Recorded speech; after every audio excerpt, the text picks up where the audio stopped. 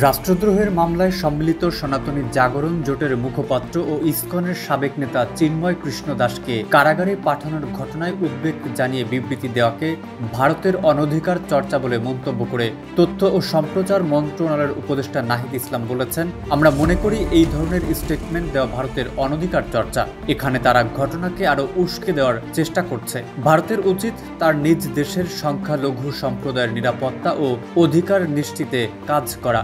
বুধবার ব্রিটিশ সংবাদ মাধ্যম বিবিসি বাংলার সঙ্গে লাইভ সাক্ষাৎকারে নাহিদ ইসলাম বলেন, আমরা ভারতকে দায়িত্বশীল আচরণ করার আহ্বান জানাচ্ছি এবং আওয়ামী লীগের মিথ্যা প্রোপাগান্ডা যেন ভারত সাবস্ক্রাইব না করে।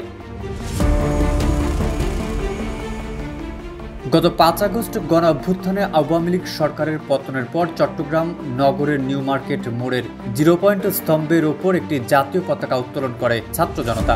এর মধ্যে ২৫ অক্টোবর বাংলাদেশ সনাতন জাগরণ মঞ্চের উদ্যোগে লাল দিঘির মাঠে একটি মহাসমাবেশ হয়। সেদিন জাতীয় পতাকার উপর ধর্মীয় গোষ্ঠী ইসকনের গেরুয়া রঙের ধর্মীয় পতাকা উত্তোলন করে সমাবেশে অংশ নেওয়া লোকজন। এ নিয়ে দেশ জুড়ে সমালোচনা তৈরি হয়। পরে জাতীয় পতাকা অবমাননার অভিযোগ এনে চট্টগ্রামের কোতোয়ালি থানায় একটি রাষ্ট্রদ্রোহের মামলা করা হয়। সেই মামলায় ২৫ নভেম্বর ঢাকায় হযরত শাহজালাল আন্তর্জাতিক বিমানবন্দর থেকে গ্রেফতার করা হয় চিন্ময় দাসকে। পরে তাকে চট্টগ্রামে নিয়ে যাওয়া হয়। ২৬ নভেম্বর তাকে আদালতে তোলা হলে বিচারক কারাগারে পাঠানোর আদেশ দেন। আদালতে চিন্ময়কে তোলার সময় সেখানে জড়ো হন তার অনুসারী সমর্থকরা। এক পর্যায়ে আদালতের অদূরে তারা আইন শৃঙ্খলা বাহিনীর সঙ্গে সংঘর্ষে জড়ান। সে সময় অ্যাডভোকেট সাইফুল ইসলাম আলিফ নামের রাষ্ট্রপক্ষের এক আইনজীবীকে কুপিয়ে হত্যা করা হয়। এদিকে চিন্ময়কে গ্রেফতারের ব্যাপারে ভারতের পররাষ্ট্র মন্ত্রণালয় থেকে এক বিবৃতি দেওয়া হয়, যেখানে বলা হয়, বাংলাদেশ সম্মিলিত সনাতন জাগরণ জোটের মুখপাত্র চিন্ময় কৃষ্ণ দাসকে গ্রেফতার ও জামিন নাকচ করার বিষয়টি আমরা গভীর উদ্বেগের সঙ্গে লক্ষ্য করছি। বাংলাদেশে হিন্দু এবং অন্যান্য সংখ্যালঘুদের ওপর উগ্রপন্থী গোষ্ঠীর একাধিক হামলার পরে এই ঘটনাটি ঘটেছে। বাংলাদেশের সংখ্যালঘুদের বাড়িঘর ও ব্যবসা প্রতিষ্ঠানে অগ্নিসংযোগ ও লুটপাটের পাশাপাশি চুরি ও ভাঙচুর এবং দেবতা ও মন্দিরের অপবিত্রতার একাধিক ঘটনা ঘটেছে।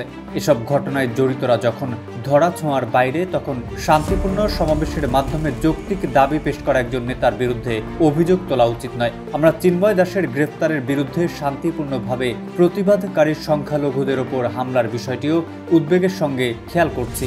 সরকারকে হিন্দু সহ সব সংখ্যালঘু শান্তিপূর্ণ সমাবেশ ও মত প্রকাশের স্বাধীনতার অধিকার সহ নিরাপত্তা নিশ্চিতের আহ্বান জানানো হয় বিবৃতিতে। ভারতের এই বিবৃতির জবাবে করা বিবৃতি দেয় বাংলাদেশের পররাষ্ট্র মন্ত্রণালয়, যেখানে উল্লেখ করা হয়, বাংলাদেশের অভ্যন্তরীণ একটি বিষয়ে ২৬ নভেম্বর গণমাধ্যমে ভারতের পররাষ্ট্র মন্ত্রণালয়ের জারি করা একটি বিবৃতিতে বাংলাদেশ সরকারের দৃষ্টি আকর্ষণ করা হয়েছে। অত্যন্ত হতাশা ও গভীরভাবে ব্যথিত হয়ে বাংলাদেশ সরকার উল্লেখ করেছে যে চিন্ময় কৃষ্ণ দাসকে নির্দিষ্ট অভিযোগে গ্রেফতারের পর থেকে কোনো মহল ভুল ধারণা দিয়েছে।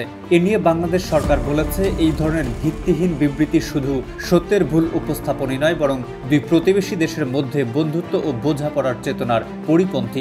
বিবৃতিটি সব ধর্মের জনগণের মধ্যে বিদ্যমান সম্প্রীতি, এই বিষয়ে সরকার জনগণের প্রতিশ্রুতি ও প্রচেষ্টাকেও প্রতিফলিত করে না।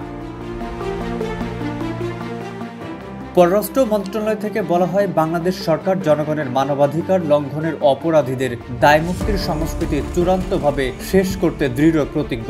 একইভাবে ধর্মীয় সংখ্যাগরিষ্ঠ এবং সংখ্যালঘুদের সঙ্গে সমান আচরণ করে, যা এই বিবৃতিতে সম্পূর্ণরূপে উপেক্ষিত হয়েছে। বাংলাদেশ দৃঢ়ভাবে নিশ্চিত করে যে প্রত্যেক বাংলাদেশী তার ধর্মীয় পরিচয় নির্বিশেষে নিজ নিজ ধর্মীয় আচার অনুষ্ঠান প্রতিষ্ঠা, বজায় রাখা বা পালন করার বা বাধা ছাড়াই মতামত প্রকাশ করার অধিকার রয়েছে। সব নাগরিকের, বিশেষ করে ধর্মীয় সংখ্যালঘুদের নিরাপত্তা নিশ্চিত করা বাংলাদেশ সরকারের একটি দায়িত্ব। গত মাসে বাংলাদেশের শান্তিপূর্ণভাবে দুর্গাপূজা পালনের মাধ্যমে এটি আবারও প্রমাণিত হয়েছে। এদিকে সরকারের পক্ষ থেকে ভারতের বিবৃতি নিয়ে জানানো হয়, দেশের বিচার বিভাগ সম্পূর্ণ স্বাধীন। সরকার বিচার বিভাগের কোনো কাজে হস্তক্ষেপ করে না। প্রশ্নাধীন বিষয়টি বর্তমানে আদালতে বিচারাধীন। বাংলাদেশ সরকার দেশের সাম্প্রদায়িক সম্প্রীতি সমুন্নত রাখতে প্রতিশ্রুতিবদ্ধ। উল্লেখ করে বলা হয়, মঙ্গলবার বিকালে চট্টগ্রামে অ্যাডভোকেট সাইফুল ইসলাম আলিফের নৃশংস হত্যাকাণ্ডে বাংলাদেশ সরকার গভীরভাবে উদ্বিগ্ন। যে কোনো মূল্যে ধর্মীয় সম্প্রীতি বজায় রাখার জন্য কর্তৃপক্ষ বন্দর নগরীতে নিরাপত্তা জোরদার করেছে।